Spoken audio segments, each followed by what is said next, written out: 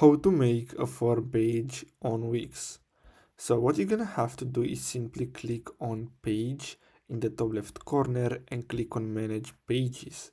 Then what you're gonna have to do is simply click on add page, and as you can see here you have different templates. So you have contact, you have project. So I'm gonna go and choose the contact one. Now if you want, you can simply create a blank page and then add your form. So simply click on add here. Now what you're gonna have to do is simply wait until this loads up. Then you're gonna have to simply name it, and then basically you can start adding your forms. So as you can see, this is a simple form that they can complete, and then you're gonna receive their first name, last name, and email.